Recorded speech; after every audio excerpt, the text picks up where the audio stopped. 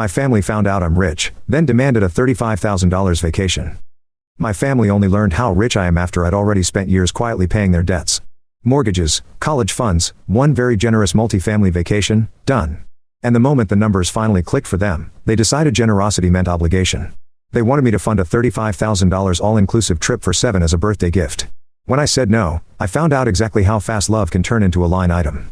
I'm Maya, I'm in my mid-40s, married to Leo, and we have 3 kids. 10 years ago, I hit the perfect storm of luck, grind, and timing. My field pays well when you're good and patient. I'd also been investing steadily since my 20s, boring index funds, a couple of gutsy picks, and one private company that actually took off. It wasn't lottery money. It was a staircase, one careful step after another, until suddenly we could see a view we'd only imagined. The first big check didn't change me so much as it changed the air. The house felt lighter. For the first time, I slept without doing math in the dark. Leo and I had talked for years about our if it ever happens plan. No Ferraris. No diamond fountains. We paid off our mortgage. We replaced a dying minivan with a reliable hybrid. I bought a small place in our favorite coastal town, nothing flashy, a weathered 2-bedroom near a boardwalk, then rented it to a local family most of the year at a rate they could live with. We set up college funds for our kids, equal amounts, clear rules, tuition first, 5-year max. If anything's left when they graduate, it becomes seed money for a first home. I hired an accountant I trust like a cousin and told her my non-negotiables, no gray areas, no gambling, receipts for oxygen. Once our own oxygen masks were secure, I looked outward. Leo has 2 sisters. Between his side and mine, there are 7 nieces and nephews. I love those kids like they're my own on weekends. We open 529s for each of them at the same level we set for our children, same rules, same caps. When one niece had already started school, I reimbursed her parents for what they'd paid so it stayed fair. I asked my accountant to look at my brother's and one sister-in-law's mortgages. With careful structuring, we could wipe out the bulk without crushing anyone on taxes. We did it. My parents' house was already paid off, so we sent them on a bucket list trip. Leo's parents rent, so I set aside an annual amount to relieve pressure and told them to tuck the savings away. And because money that never touches joy can warp you, I gave, quietly. Food bank. Girls Code camp. A scholarship for CNA training at the community college where I took night classes in a past life. We also did one big my treat vacation when the pandemic eased up, 2 small cabins by a lake, s'mores that tasted like childhood, and a phone-free rule that turned adults into kids again. People kept telling me I was too generous. The truth is, generosity was the only way wealth didn't feel like a costume I'd stolen. There's one person who never thought any of it was enough, my sister-in-law Brianna. She's always needed a spotlight, hers or her kids. She's cordial to my face and curdled behind my back, a master of saying things just vague enough that if you repeat them, you look like the dramatic one. I learned to answer her digs by pretending not to understand and asking for clarification until the sentence collapsed on itself. It worked often enough to keep the peace. For years she hinted about a real family vacation. And by hinted, I mean she sent me links to resorts with water parks the size of small towns and spa packages with more steps than a NASA launch. Then the world shut down. She got quiet for a while. When restrictions finally lifted, she hosted a combined birthday party for herself and her oldest, cake, folding chairs, Costco flowers doing their level best. We brought presents, a camping store gift card for the birthday boy, a separate gift card for her with sunscreen and fancy snacks attached. It wasn't a yacht, but it wasn't an IOU either. During cake, she asked about our summer plans. I said we were keeping it simple this year, no international borders, just a week in a rented cabin a few hours away with a kitchenette and a deck that looked like it had seen things. She smiled like she'd been waiting for that line. We're still deciding, she said. Maybe we'll finally do that big trip. Leo and I traded a look, the one couples develop after enough dinners with the same cast of characters. We started spouting other ideas as if we were brainstorming purely for the joy of local tourism. You've got cousins by the shore, could be fun to visit.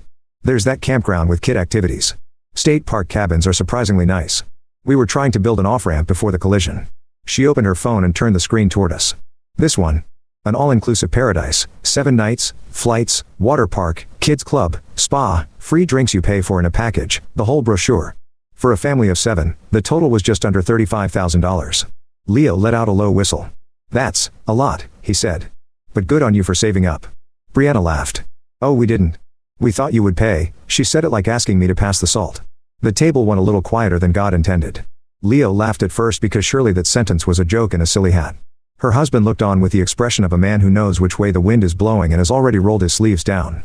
The 3 oldest kids paused their game on the floor and looked up, waiting to learn the moral of whatever story was happening. I made a very good impression of a trout. You have the money, she said smoothly. You can just give it. You won't even miss it. What do you say to a person who mistakes your open hand for their open wallet? I took a breath so deep my ribs clicked.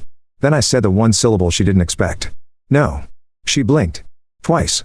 She does that when the script in her head fails to load. No? She repeated, like we were practicing phonics. But we're family. Exactly, I said.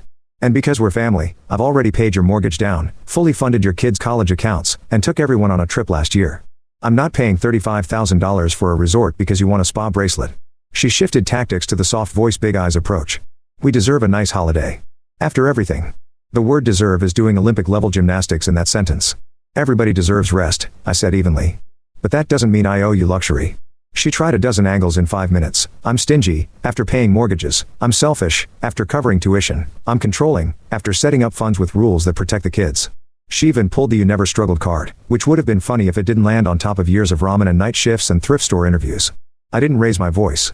I made a list instead. No, I won't pay for your resort. No, I won't buy your plane tickets. No, you can't use our coastal place, a family lives there most of the year, and I won't turn their home into a perk for people who think entitlement is a personality. There's a generous amount on the gift card we gave you, use it however you want. But you don't get to treat me like an ATM and then expect me to thank you for pressing my own buttons. She started crying, the kind of crying that demands audience participation. She turned to her dad, hoping for a sympathetic referee. He didn't budge. I understand, Maya, he said. I've seen how hard she works. I've seen what she's already done. Leo, who was slow to anger, went red. Absolutely not, he told his sister. How dare you? We packed up our kids and left as soon as it felt polite. On the drive home, my phone lit up with my mother-in-law's name. She adores Brianna. She also has a chronic case of peacekeeping. She started in with a soft sermon about how hard things used to be and how family helps family. Leo handled it with more patience than I had left. He walked her through the ledger of the last 5 years. By the end, she was quiet, then said she understood. I believed her. Here's the unexpected twist. The people who took it the worst weren't adults. It was Brianna's kids. They showed up at our place the next afternoon, embarrassed and angry and scared we'd lump them into their mom's ask. I hugged each of them and told them none of this changes how we feel about them, not 1 degree. We sat around the kitchen island and I explained, in plain language, why after the initial gifts and funds there wouldn't be endless handouts. College money is for college, I said. If there's anything left after graduation, it becomes seed money for your first home. Not a jet ski, not a flashy trip. A roof. The oldest pulled out his phone and, voice shaking, played a video he'd accidentally recorded while filming a TikTok. In the background, you could hear his mom on the phone tearing me to shreds to someone else, lazy, manipulative, a gold digger, to the person who literally dug for gold in a spreadsheet, telling the person Leo should divorce me and take his half. For the first time that weekend, I didn't have anything to say. I told the kids they didn't have to defend me at home. I'm a grown woman, I can carry my own name. I fed them dinner, sent them back with leftovers, and promised this fight wasn't theirs. The extended family group chat ignited like a dry Christmas tree. The flying monkeys arrived on schedule, people who love the scent of a conflict more than the work of a solution. Be nice. You know she's always wanted to travel. It's just money. She's family. I didn't respond. The oldest nephew made a simple Facebook post, a short caption about boundaries and a clip where you can hear Brianna's own words. The calls quieted. Invitations started evaporating from her calendar. A couple of people reached out to apologize to me privately for jumping on her train without checking the tracks first. I accepted the apologies I had room for and set the rest on the porch. If you've never had to draw a hard boundary with family about money, here's the part I didn't expect, the sadness. Not guilt, sadness. I'd already done so much out of love. I'd already marked out future generosity with clear rules. And still, no felt like a betrayal to someone who had decided yes was my default setting. It's a sick math, the more you give, the more your refusal looks like a theft. I went for a long walk with Leo that night. He's not sentimental about dollars. He is sentimental about fairness. We don't owe anyone a lifestyle, he said. We owe our kids safety and education and a good example. We owe ourselves sanity. Beyond that, gifts are gifts. So we sat down and wrote our rules to make the future less slippery. 1. College money is for accredited programs, university, trade, nursing, culinary, you name it, up to 5 years. We pay institutions directly after reviewing invoices. 2. The coastal house isn't a prize, it's a family's home. No one borrows it, not even for a long weekend, unless we offer proactively and everyone signs a simple use agreement. 3. No last-minute emergencies that are actually upgrades, new phones, luxury trips, cosmetic projects. 4. If someone consistently disrespects us, our work, or our marriage, they don't get access to our money. Period. 5. If a crisis is real, we'll help thoughtfully, and often anonymously, but help will look like stability, not spectacle.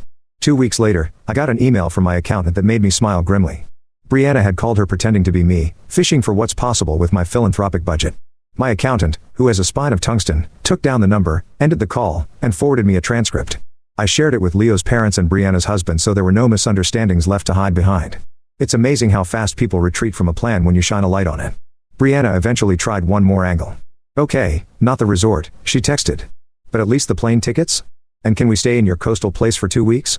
The tenants can go somewhere else for once. I looked at the phone and thought about how entitlement makes compassion feel like weakness.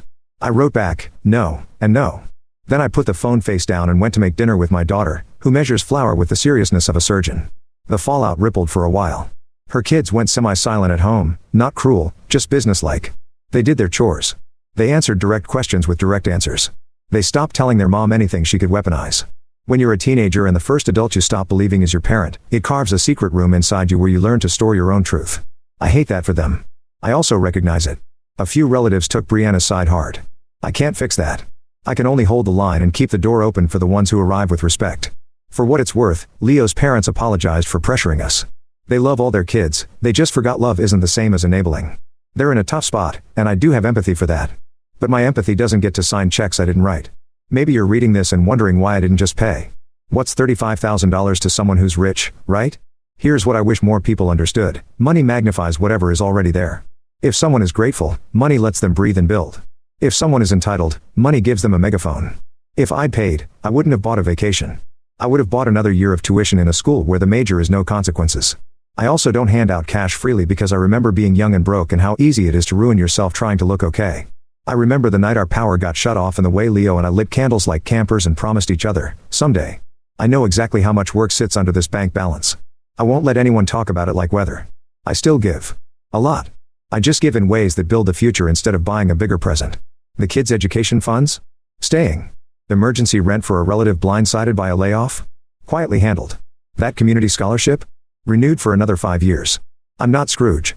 I just prefer investments to indulgences, and respect to receipts. The last time I saw Brianna, she hugged me at a barbecue like we were fine and whispered, "I forgive you," in my ear. I stepped back and looked at her the way you look at a person who just announced the sky is green. For what? I asked.